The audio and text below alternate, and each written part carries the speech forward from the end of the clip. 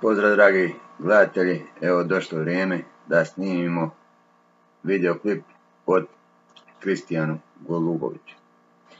Iz samo jednog razloga. Inače je dečko koji je mnogima drag, a Boga mi mnogima je mrzak. Meni je drag i simpatičan dečko. Volim ga, ima dar priče i svaka mu čast na to. Bravo Kristi, to nas je tako. Ja sada imam jednu zamolbu za te, a dajem ti najprije jednu ponudu, ja mislim da niko ne bi to od nas odbio. Ovo je, pa ćemo dalje nastaviti. Evo ovako, izjavio si jedne prilike, što sam ja barem čuo, da si došao ti, pokojni Ljuba i Čenta. Znači, evo i Čent. Nećemo, nije Ljubav da služi da ga pokazivam sa majmunom, mislim Goranom, mada poznajem Gorana, isto dugi niz godina, poznava sam ga. Znači, samo mi jedno reci, evo ja ti vjerujem da si ti sa njima ko 16-godišnjak, 17-godišnjak razbija. Ali, molim te, reci mi u kojem je to lokalu, gdje je to bio hrvatski lokal da su se naš pravila YouTube-a, pa se ne smije izražavati, da se Hrvati i okupljali. Znači, ja tebe znam iz viđenja kad se dolazi u Frankfurt, što sam bio u Mainzu. I tamo sam rođen, tamo sam odrastao. Znači, molim te, reci mi u koji si to došao lokal, u kome si lokalu razbio sliku Antinu, dobiješ 3 moje zarade. A osobno sam bio prisutan kad je Čenta rekao jednom hrvatskom domoljubu koji je 2 udbina agenta, i to visoka agenta, kako da se izravi na hrvatski, ne znaju na srpski kako hoćeš, ubio. Mislim da znadu svi tamo stara garda i braća Šoškići iznade Robija, isto od kome se to radi. Čovjeku koji je dolazio u Sevilje jako često, kad je reka, moram se ovako izraziti, pošto ne smijem nacionalizam spominjati. Neću ja da idem na hrvatsku punu ceru, to jest da neću da idem na hrvatsku punu sjetu. To mu je Čenta osobno rekao u Sevilji. Znači, ja i više manje znam, Šoškić bi me treba znati to jako dobro. Ja sam imao restoran u Mainzu na Banovu, a Zlatkova mater Ljilja je imala od mene 100 metara lokal. Znači, tu se okupljali Zlatko, da vidim, ali ja mislim da ima ni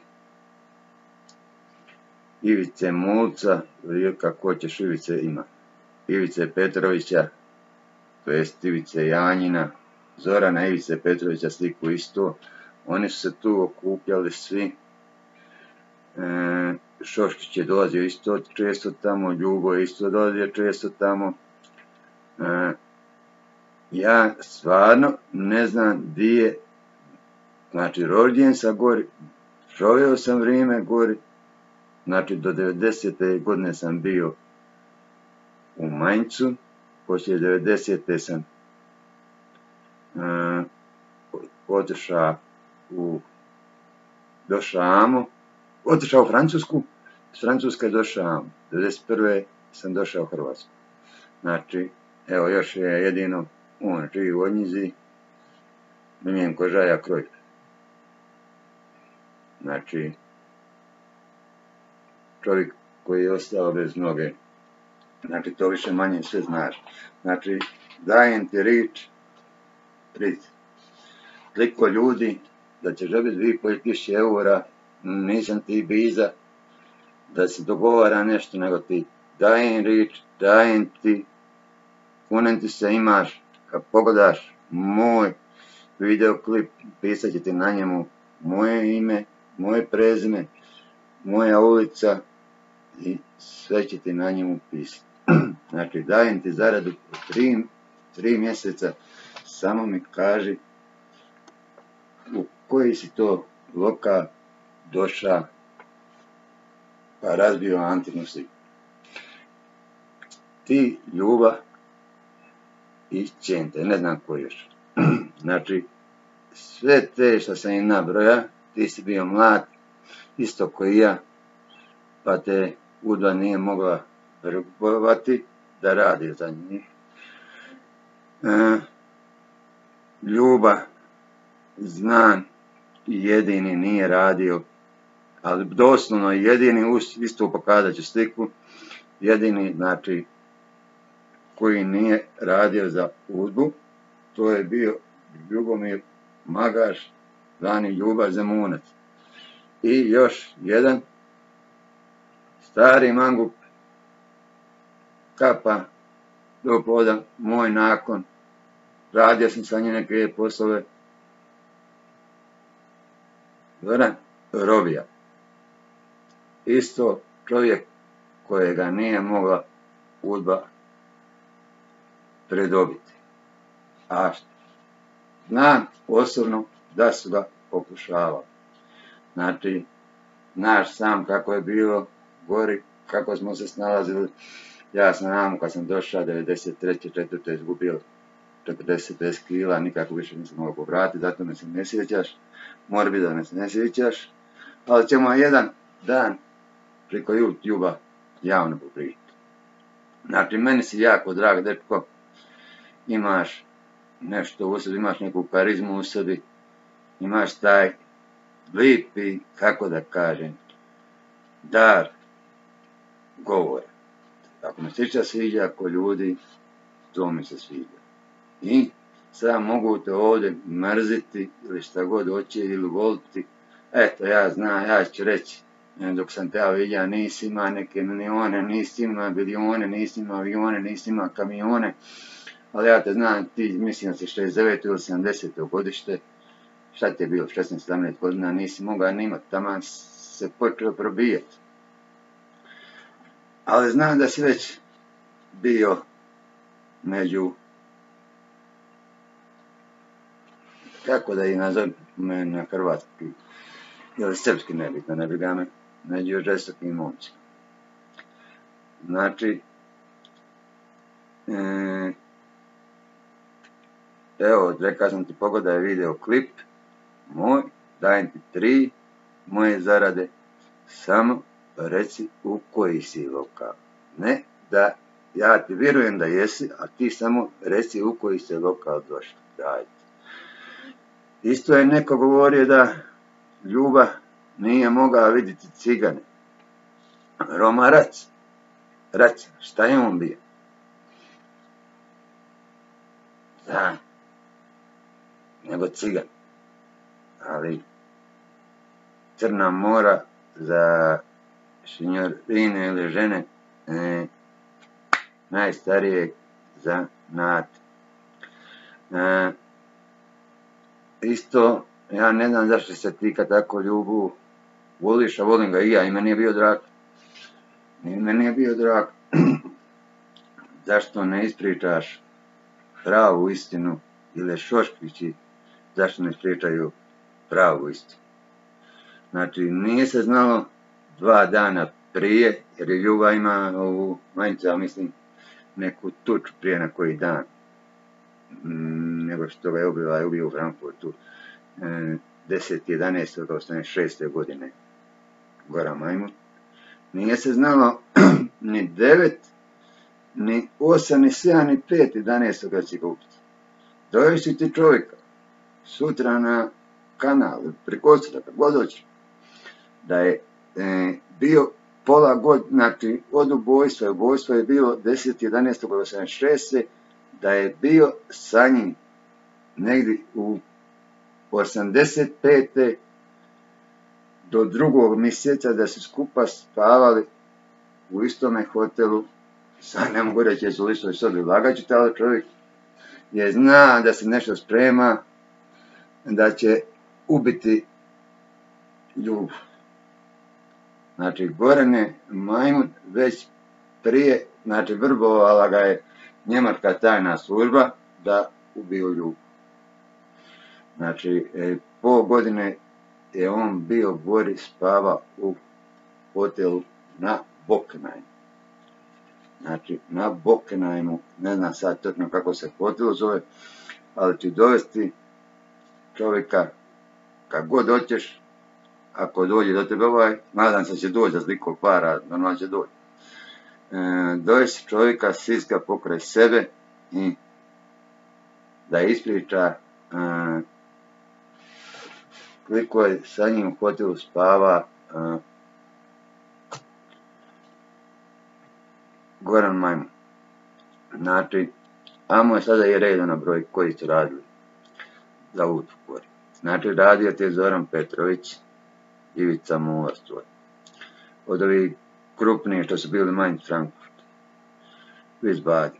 Zlatko ti je radio, to je Šoškić sam reka, reći vratit će se, Čenta ti je radio, Zoran Petrović ti je radio,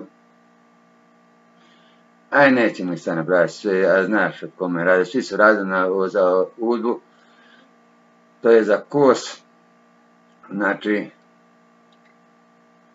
čiji tebe nisu uspjeli vrbovati, mlad si bio, jedno Ljubo Zemunac nije radio za nikakvu tajnu službu i Zoran robija.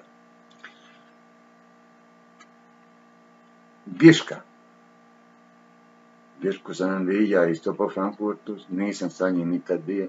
Giška je, šta je bio? Bog mu da pokoj duši, ali bio je Udbin ubojica. Kad kaže ubio on onoga u 83. u Mihenu. Ko zna koliko je on ubio? Nije on samo ubio Hrvata ili Šiptara. Ubio je on Boga mi Srbina. Isto ko i Arkan. Isto Arkan je bio u duši Jugoslavin i umro ko Jugoslavin. Ali je jedini ispliva otišao je na površinu. Ali bio si mlad i jedini si, Boga mi, koliko sam čuo, ti si mu se suprotstavio dobro.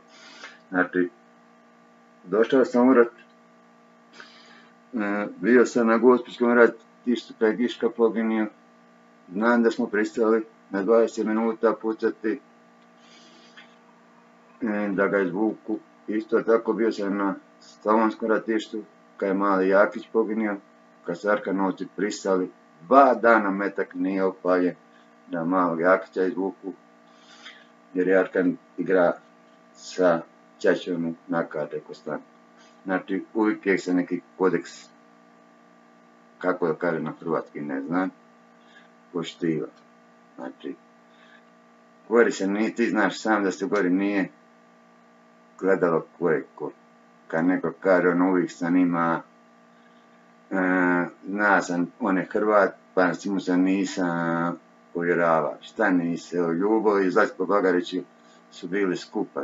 Sa mnom su bili skupa. Zlatko da malo ime po Ljubi. Ljubo kum, Ljubeno. Jer se po kumu, jesu.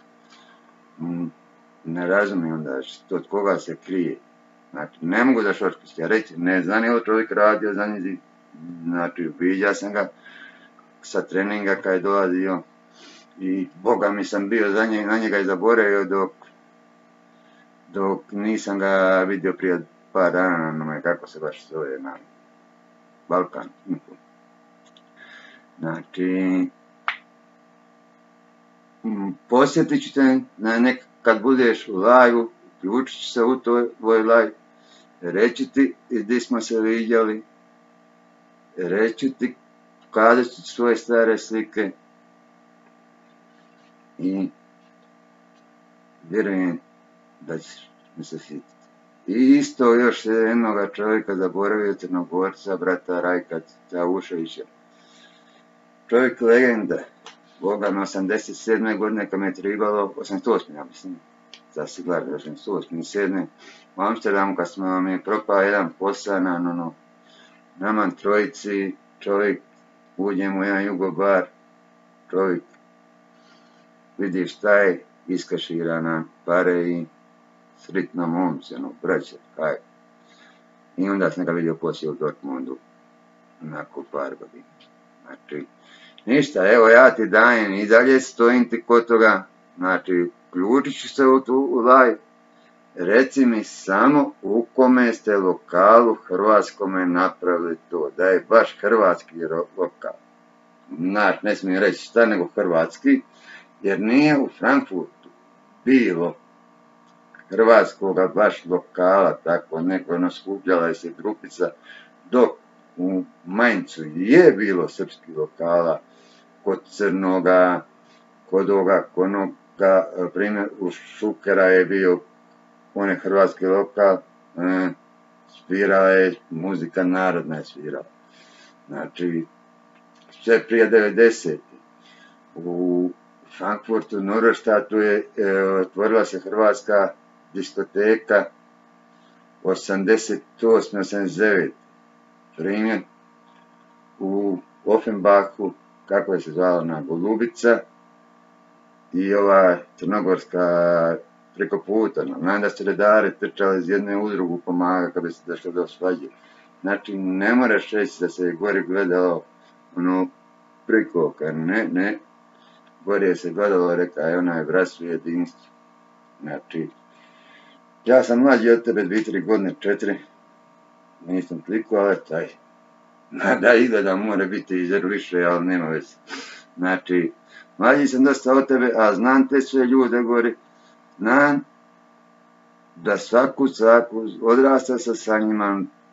Zlatko me uvaljao u kocku, Zlatko me učio kockati, ali znam, ponavljam ti, kad je Senta reka da neće na punu, da nije lud, da ide na hrvatsku punu cijev. A čovjek se zove Iko iz Imotskog. Znači, Iko iz Imotskog. Znači, njizi 3 rodijaka su gori bilo u emigraciji. Jedan je ostao gori, pokasnije drža tref, Bog mu da pokoj duši. Jedan je se vratio u Hrvatsku. Nek nisam sa njim dobar, ali moj nakon ima sve je ostavio tamo, došao ja morat. Pojam ne bi, ali eto, nek mi bude. Znači, znaš te sve ljude, trebate samo zero posjetiti i nadam se da ćeš me prozvati na YouTube kanalu, da ćeš reći da ne govorim istinu, a ja ću se uključiti onda u kanal, u YouTube, uživo, da pričamo i vidit ćeš da sam definitivno ja u pravu. Znači, pogledaj moj, se zove videoklip Zašto budalačem po YouTube. Evo zašto budalačem po YouTube.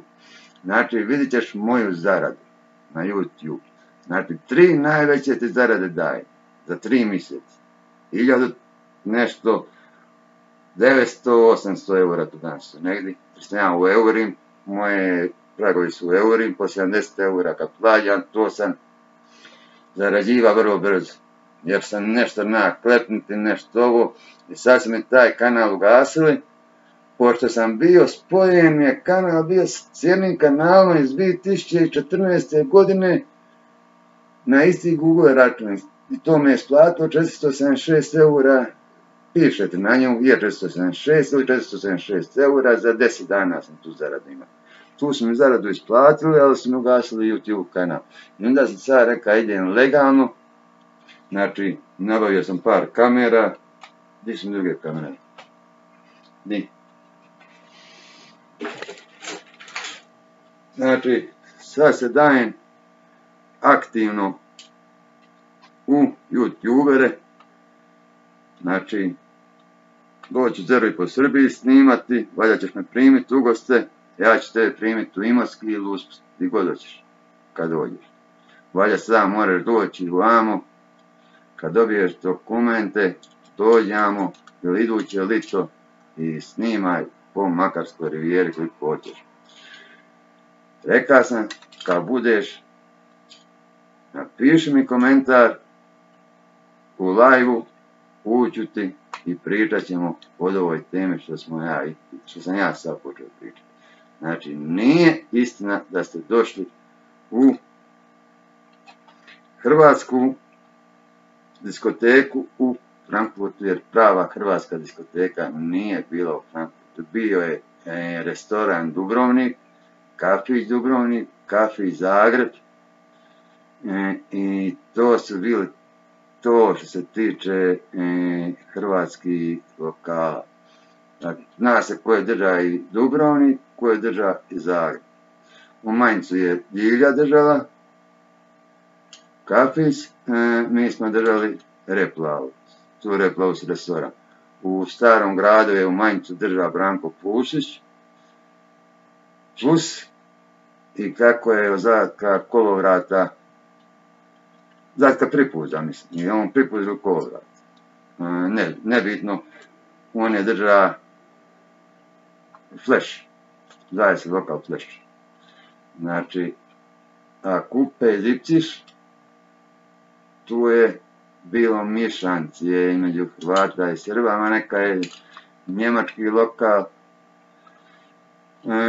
kod Crnoga srpski lokal.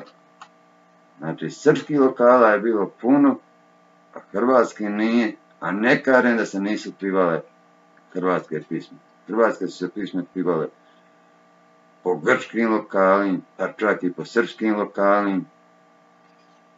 Boro Šuker je Bošnjak, pivalo se u njega, a u njega se pivalo i srpski, u njega se pivalo sve. Znači, i u Pere, bratamo isto, u cara Dujmovića, car Dujmović mora biti da ima malu gostionicu, da je se tu nešto odvijalo u Mainzu, da se tu neki, kako je da nazovem, sremisti okupljali. Znači, jedino od cara Dujmovića. Znači, siguran sam da se u Ljilje nije niko skuplja i u mene isto nije niko, jer je mene bola briga za i ovi i oni. Meni je glavno kakav je ko čovjek bio i kako će ja sa njim napraviti rođeni koji dinar. I što si ti rekao da nam Krelca Žapsa, nek ti kaže kako je se u Vodicama proveo 1991. godine kada je Francuz uvodi. Upita ga kako je se proveo 1991. godine. Slobodno imaš i to na mom YouTube kanalu. Ja sam pričao umjesto Francuza. Eto, pozdrav od kanala Bili dvori i pozdrav iz Imotskoga. Gute Nacht, lajka noć, dragi gledatelji. Kristijan, nadam se da se čujemo u tvome live. Ćao, čao.